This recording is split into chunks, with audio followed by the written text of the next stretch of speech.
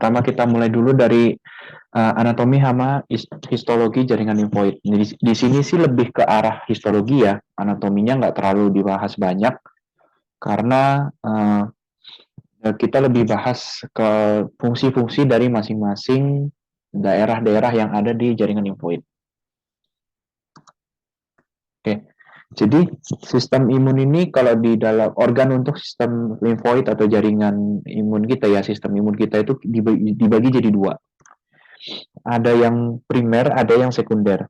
Nah, jadi ini kalian sambil lihat kolom chat ya. Jadi primer itu, organ limfoid primer itu cuma dua, sumsum tulang sama kelenjar timus. Sedangkan kalau yang sekunder itu nodus limfa. Nodus limfa itu maksudnya kelenjar getah bening ya, yang bentuknya yang ukurannya itu kayak kacang itu. Kalau misalnya dia membesar itu bentukannya kayak kacang, itu namanya nodus limfa. Terus spleen atau limpa, terus malt itu maksudnya adalah jaringan limfoid atau jaringan limfosit yang dia itu letaknya di mukosa. Ya, contohnya itu kayak plak pili, terus misalnya kayak appendix ataupun satu lagi itu ada tonsil atau amandel ya. Nah, terus nodus limpa, malt sama dan lain sebagainya. Itu ada lagi. Nanti kita bahas di belakangnya. Nah, bedanya primer sama sekunder itu apa? Jadi organ limfoid yang primer itu dia berfungsi untuk membuat limfosit. Jadi dalam artian organ limfoid primer itu adalah pabriknya ya. Jadi dia itu adalah pabrik. Sedangkan kalau organ yang sekunder, nah itu dia istilahnya adalah distributornya. Jadi dia ini distributor dan dia ini berfungsi untuk melakukan diferensiasi. Nah, diferensiasi di sini maksudnya adalah mengubah sel T yang baru dibentuk atau sel T naif istilahnya, yang dia itu belum terpapar antigen, berubah menjadi sel T efektor. Nah, efektor ini macam-macam, ada yang T helper, ada yang T sitotoksik dan sebagainya. Nanti kita bahas di belakang ya.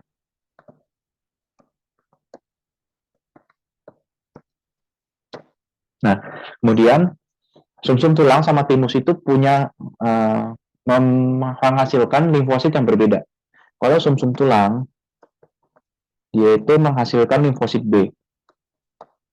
Sedangkan kalau timus, itu dia menghasilkan limfosit T. Atau sel B dan sel T kalau kalian udah ingat kuliah-kuliah yang udah diberikan itu sel B sama limfosit B itu sama ya. Maksudnya, jadi limfosit B itu nama lainnya adalah sel B.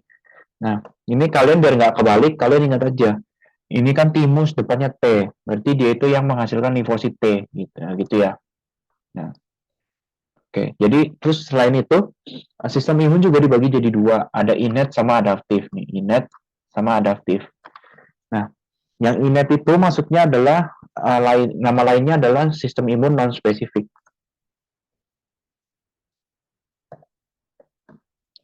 Jadi maksudnya dia non spesifik itu adalah dia ini menyerang secara langsung semua mikroba ataupun benda asing yang masuk.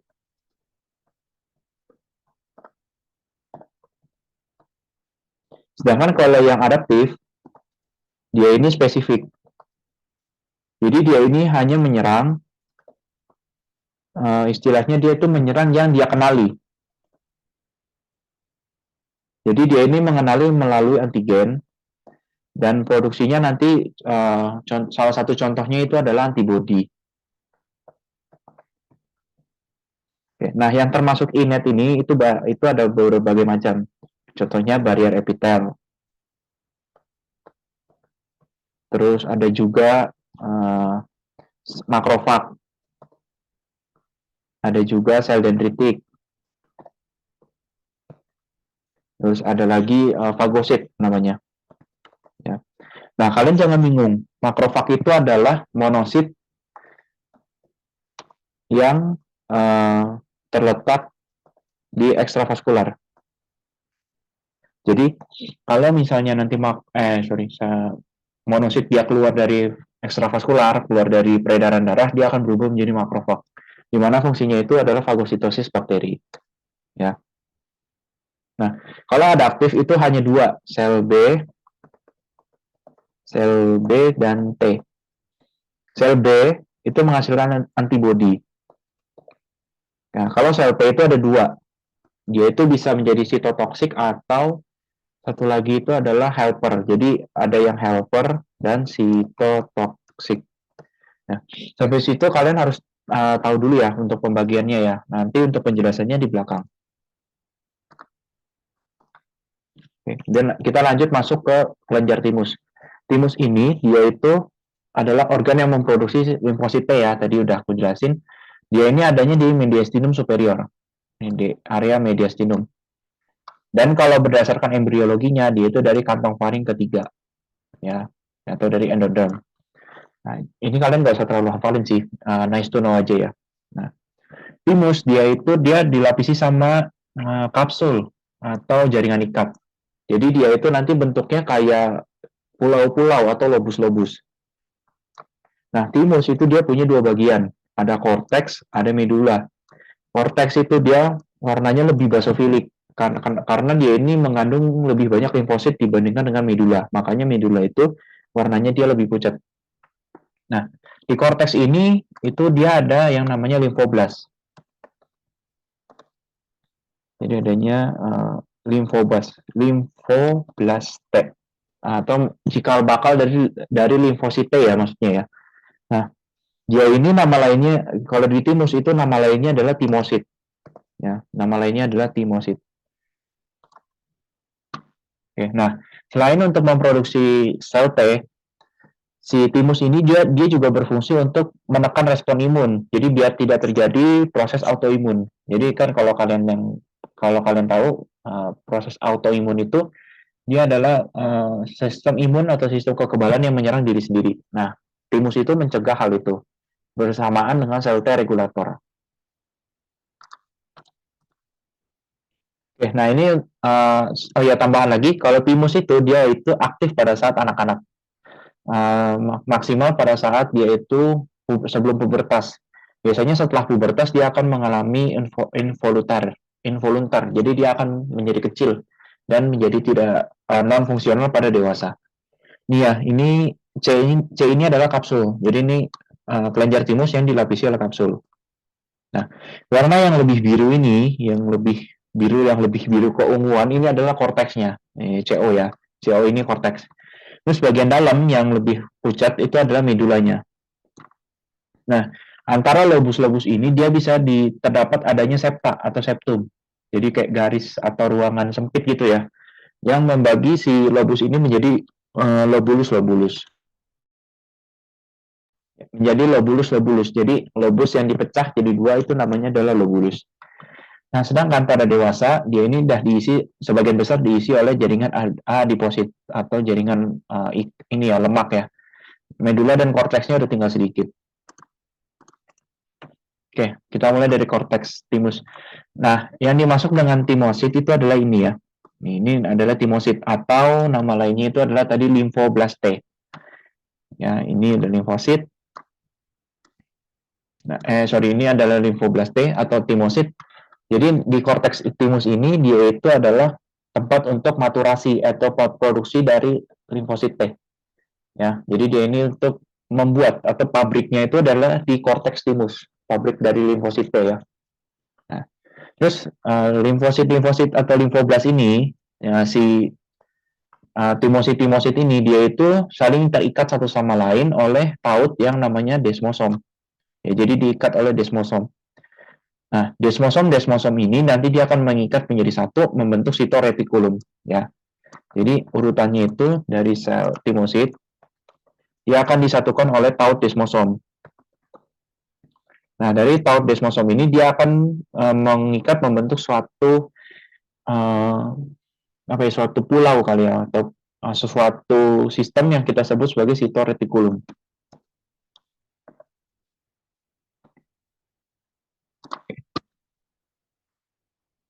Lanjut, kemudian untuk yang medula. Nah, medula itu dia lebih pucat karena dia limfositnya lebih sedikit dibandingkan dengan korteks. Tapi yang khas itu kalau pada medula itu adalah si sel hasal atau kapsula hasal nama lainnya ya. Jadi kapsula hasal itu fungsinya,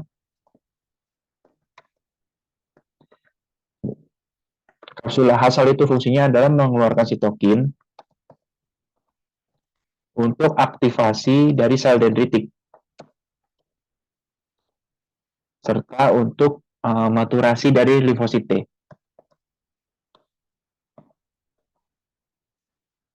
Oke, di mana maturasi limfosit T-nya ini adalah sel T yang regulator ya. Nah, itu fungsi dari hasal kapsul.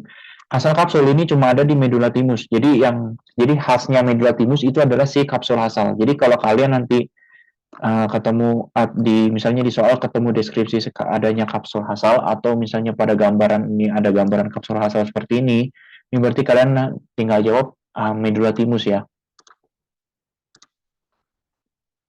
Kemudian lanjut untuk yang MALT atau mucosa associated lymphoid tissue. Ya, jadi MALT itu semua sebenarnya tersebar di seluruh mukosa organ tubuh kita. Tapi yang paling banyak dia itu ada di digestif atau di GI tract, kemudian di respirasi sama di genitourinarius. Nah, di digestif ini sendiri dia itu ada satu malt, ada dua malt yang ada tiga malt sebenarnya. Jadi satu itu adalah plaque payeri itu adanya di ileum, kemudian appendix ya, APP atau appendix itu adanya di dekat sekum atau di usus besar. Satu lagi itu adalah tonsil. Nah, ya. Coba Dion, tonsil itu kalau orang awam itu kenalnya apa? Nama lainnya itu apa? Kalau orang awam itu? Amandel bukan? Amandel bukan? Ya, amandel ya. Jadi tonsil itu nama lainnya adalah amandel. Nah, sekarang aku tanya, bukan palatina. Benar, tonsil palatina. Tonsil palatina, coba Karin, kalau tonsil palatina itu adanya di sebelah mana?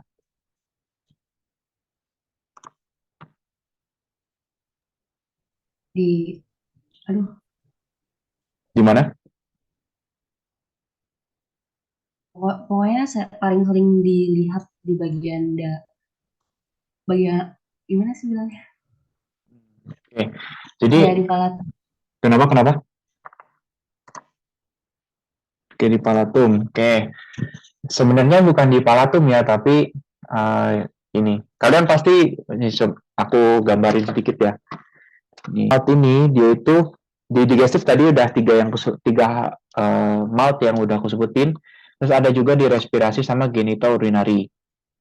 Nah, fungsinya itu adalah untuk menghindari invasi dari patogen. Nah, kenapa banyaknya tuh di tiga organ ini? Karena tiga organ ini merupakan tempat masuk bakteri yang paling sering.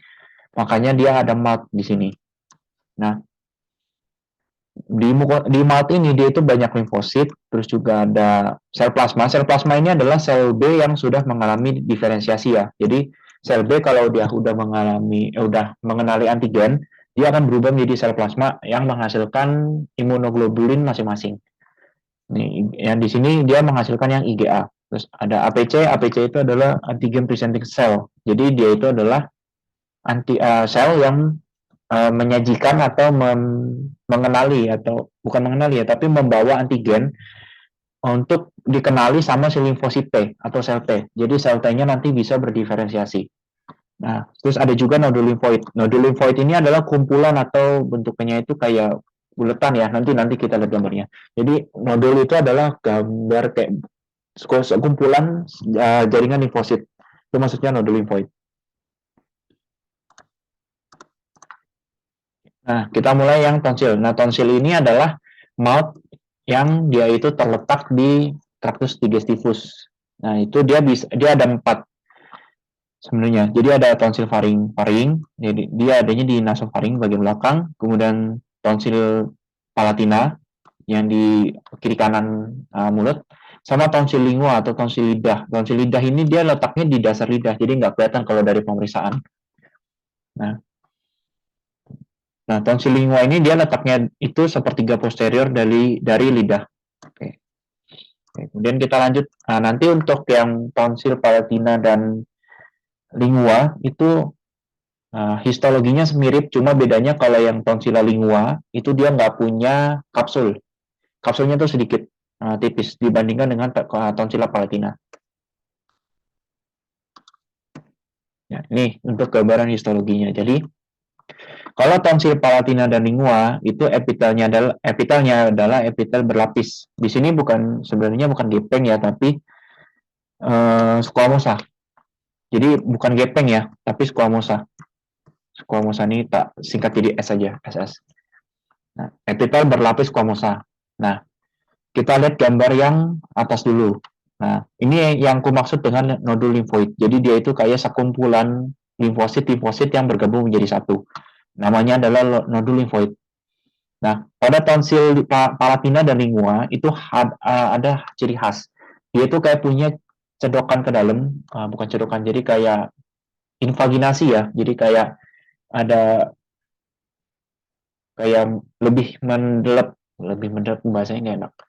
Lebih turun ke bawah kalian, lebih ada kayak lengkungan gitu, kayak ada lengkungan yang kita sebut sebagai kripta. Nah, kripta ini isinya apa? Kripta ini isinya itu adalah limfosit yang hidup atau mati, terus ada epitel yang mengalami desquamasi atau pengelupasan, sama satu lagi itu adalah bakteri. Nah, itu isi dari kripta dari tonsil. Nah, nodul limfoid dari tonsil-tonsil ini dia itu dilapisi atas dan bawahnya itu sama-sama dilapisi. Yang di atas dia dilapisi oleh epitel, bagian bawahnya dia dilapisi oleh jaringan ikat. Ini CT ini connective tissue ya maksudnya ya. Jadi jaringan ikat. Nah, kalau yang tonsil faring dia itu epitelnya adalah epitel torak bertingkat bersilia. Nah, kriptanya itu ada tapi jarang. Kalaupun ada juga hasilnya itu adalah minimal ya. Nah, ini untuk gambar yang bawah itu kalau misalnya epitel dan taut antara epitel dengan kriptanya diperbesar. Ini kalau kalian lihat ada yang warnanya kayak biru tua, nah itu adalah si limfositnya. Sedangkan yang mengalami pengelupasan seperti ini itu adalah si epitel ya, epitel desquamasi. Oke, kemudian lanjut. Nah, ini untuk plak Peyeri. Plak Peyeri itu dia adanya di ileum atau usus usus kosong ya. Ileum itu nama lain bahasa Indonesianya adalah usus kosong. Kalau duodenum itu adalah usus 12 jari. Nah, plak Peyeri itu dia terletak di lapisan mukosa, di mukosa sama submukosa ileum. Nah, sama seperti tonsil, dia itu juga punya nodul. Ini nodul limfoid, tapi dia ini nggak ada kapsul. Jadi dia itu tidak berkapsul. Nah, epitelnya itu menyesuaikan dengan epitel usus. Ya, epitel usus itu adalah epitel toraks selapis. Ini ya, ini epitelnya. Epitel toraks selapis. Nah, di dalam plak Peyeri ini ada berbagai macam sel limfoid. Ada sel B, ada sel T, sama ada sel dendritik. Kenapa sel dendritik ini banyak banget di mouth? Karena sel dendritik ini kan tadi yang udah aku jelasin fungsinya itu adalah untuk menyajikan atau mengantarkan antigen ke sel T untuk dikenali oleh sel T biar si sel T-nya ini bisa berfungsi. Nah, sel dendritik ini dia itu harus menjadi garda utama atau lini pertama untuk mengenali antigen sehingga dia itu banyak banget di mouth dan juga di mukosa organ lain untuk mengenali antigen soalnya. Oke. Nah, terus di usus itu, jadi ini tambahan, kalau usus itu dia punya kayak breast border. Breast border ini maksudnya kayak bulu-bulu atau bulu-bulu sebenarnya, bulu-bulu yang punya fungsi untuk menyerap nutrien. Nah, kalau di plak Peyeri ini dia nggak ada, jadi dia nggak punya breast border. Ya. Kemudian ini skip yang tadi, kemudian kita lanjut ke appendix. Nah, appendix ini itu sama kayak plak Peyeri, tapi dia ini adalah bagian dari sekum. Cecum itu adalah bagian dari usus besar. Oke. Nah, dari usus besar ini, dia ini mengalami kayak dia itu punya penonjolan ke bawah yang kita sebut sebagai appendix atau usus buntu ya. Ini adalah usus buntu. Nah, di appendix itu di bagian lamina propria ya, lamina propria sama submukosanya itu dia punya follicle lymphoid. Ini isinya nih limfosit semua. Isinya limfosit semua. Sedangkan lumennya ini dia mengandung bakteri. Jadi bakteri itu banyak atau flora normal usus itu adanya di lumen dari appendix. Sedangkan follicle lymphoidnya itu adanya di lamina propria sama tunica submukosanya ya.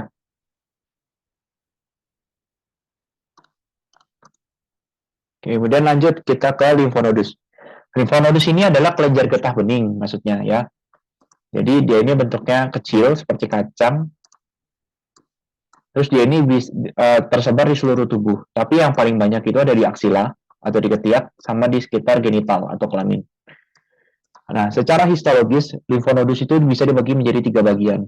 Pertama korteks, kedua adalah parakorteks, yang terakhir adalah medula. Nah, korteks ini adalah bagian yang menerima aliran limfo atau cairan limfo dari limfonodus sebelumnya. Jadi menerima cairan yang aferen. Sedangkan kalau parakorteks itu adalah di mana zona yang memungkinkan limfosit itu untuk masuk ya. Sedangkan untuk medula itu nanti dia merupakan tempat mengalirnya satu cairan limfo dari satu limfonodus ke limfonodus lain melalui si hilumnya ini. Ya, jadi nanti afren itu masuknya melalui korteks, nanti begitu keluar itu melalui hilum yang ada di medula. Nah, di limfonodus ini dia juga punya yang namanya katup. Nih, kalau kalian lihat ini adalah katupnya ya. Ini katupnya. Nah, katupnya ini berfungsi untuk menjaga biar aliran limfo itu dia tetap satu arah. Jadi dia itu tetap satu arah, tidak mengalami regurgitasi atau kembali ke aliran yang sebelumnya atau ke kelenjar yang sebelumnya gitu ya.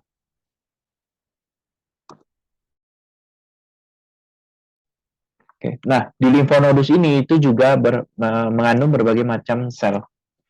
Contohnya itu ada sel plasma, terus sel dendritik,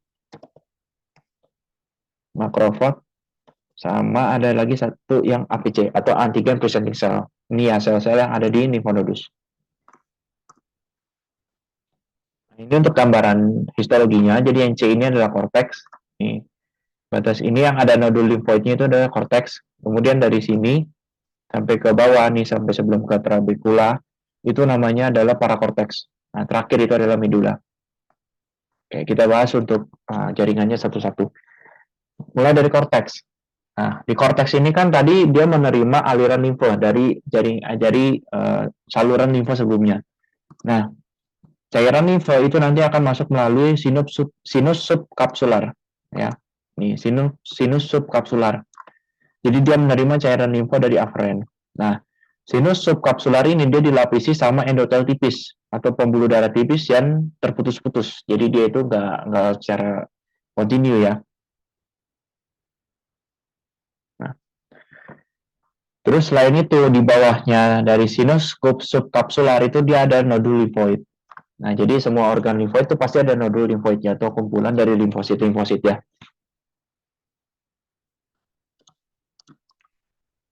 Nah, yang C ini itu adalah ini ya, kapsul ya maksudnya ya. Yang C ini kapsul, S-nya ini sinus subkapsular, yang N-nya itu adalah si nodul limfoid.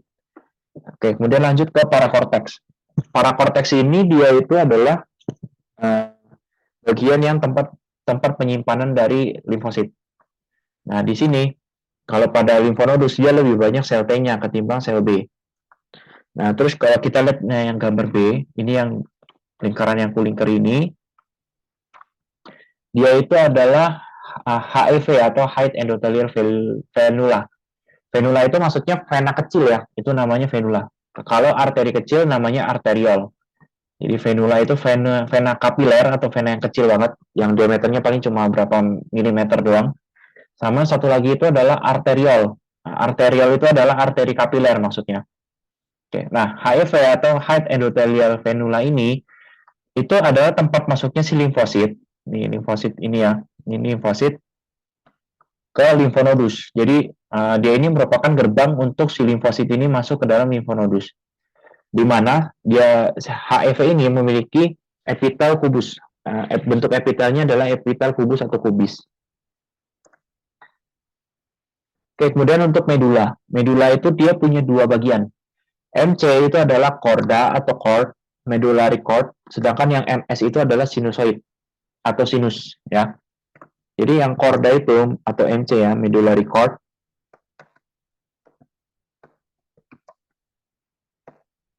dia ini merupakan perpanjangan dari parakorteks. Nah, karena dia perpanjangan dari parakorteks, berarti dia itu memiliki banyak limfosit. Sedangkan di MS atau medullary sinus, dia ini cuma punya endotel, ya, endotel yang terputus-putus.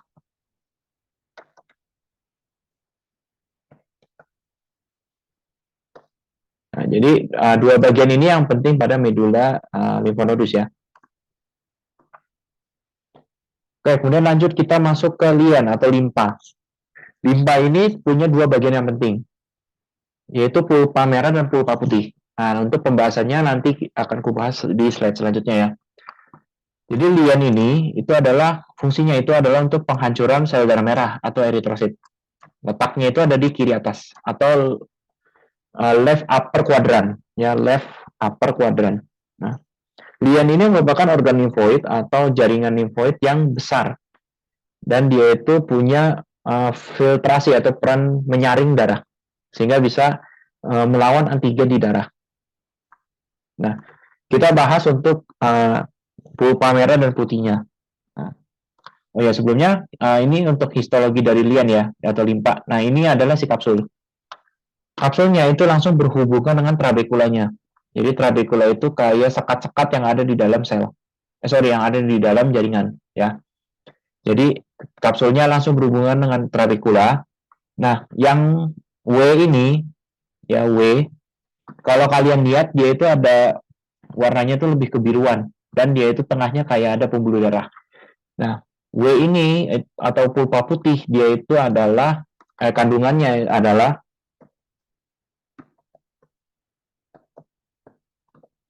leukosit yang mengelilingi arteriol. Sedangkan yang di luar pulpa putih yaitu adalah pulpa merah. Pulpa putih itu cuma menyusun 20% limpa ya. Sedangkan 80%-nya itu adalah pulpa merah. Nah, jadi pulpa merah dia itu isinya adalah sel darah merah atau eritrosit. Ya.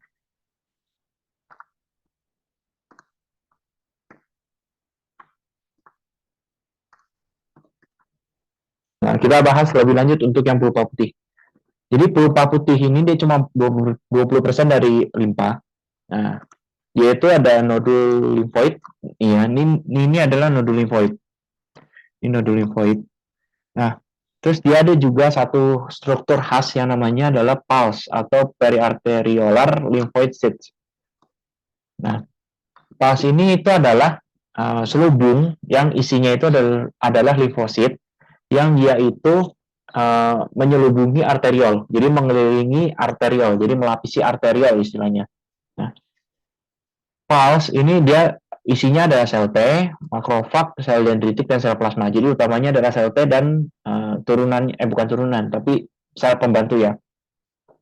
Nah, di pulse itu juga ada sel B, tapi kalau misalnya dia ada antigen dari darah, baru dia muncul. Nah, jadi pulse itu adalah yang ini nih, yang ditunjuk oleh tanda panah yang yang ku garisin warna merah. Ini adalah pulse. Nah, yang bolong-bolong putih ini tuh yang dikelilingi sama kayak limfosit ini itu adalah arteriol ya. Ini adalah arteriolnya. yang dikelilingi oleh si limfosit atau yang pulse tadi bentukannya. Nah, ini untuk aliran darah limpa. Nah, jadi ini arterial sentral atau arterial utama. Nah, dia dilapisi sama si sel pulse ini, si pulse periarteriolar lymphoid sheath. Nah, pulse ini emang isinya adalah sebagian besar sel T. Nah, kalau pulpa putih, yang bagian pulpa putihnya itu sebagian besar adalah sel B. Nah, jadi begitu arterial ini masuk, dia akan diselubungi oleh si pulse. Sampai nanti akhirnya di satu titik, dia itu akan, pulse-nya itu akan hilang, dan dia ini akan mulai membentuk cabang. Ini cabang-cabang seperti ini ya. Nah, nama cabangnya itu adalah arterial penisilar. Arterial penisilar. Nah, di limpa ini dia itu ada dua peredaran. Ada dua siklus terbuka dan siklus tertutup. Yang dimaksud siklus terbuka itu adalah ini. Nih, yang dia itu langsung berhubungan ke pulpa merah. Jadi dia itu adalah arterial penisilar yang dia itu langsung berhubungan dengan pulpa merah. Sedangkan kalau yang sirkulasi tertutup, dia itu adalah arterial penisilar yang langsung berhubungan dengan vena, langsung berhubungan dengan vena atau sinus-sinus yang ada di dalam limpa. Ya. Kalau ini dia langsung berhubungan ke dunia luar atau ke pulpa merah. Sedangkan kalau yang ini, yang sirkulasi tertutup, itu dia langsung masuk ke sinusoid, dan dia itu nanti akan masuk ke vena. Ini untuk yang pulpa merah ya. Jadi pulpa merah itu dia tempat eritrosit dihancurkan. Dia punya dua bagian. Ada korda, ada sinusoid. Nah, yang korda ini dia banyak mengandung serat retikular, makrofag, limfosit, dan juga sel darah merah ya. Nah, sedangkan yang sinusoid, dia itu isinya adalah endotel, sama ada sel darah merah. Nih, kalau kalian lihat ini sinusoid yang bagian putih itu, jadi endotel ya ini isinya adalah sel darah merah. Dan dia menonjol ke lumen. Nah, tadi yang sirkulasi udah aku jelasin. Nah, ini untuk perbedaan kedua ini ya, ke 4 sampai 5 organ limfoid ya. Jadi nanti kalian baca lagi untuk ringkasannya ya.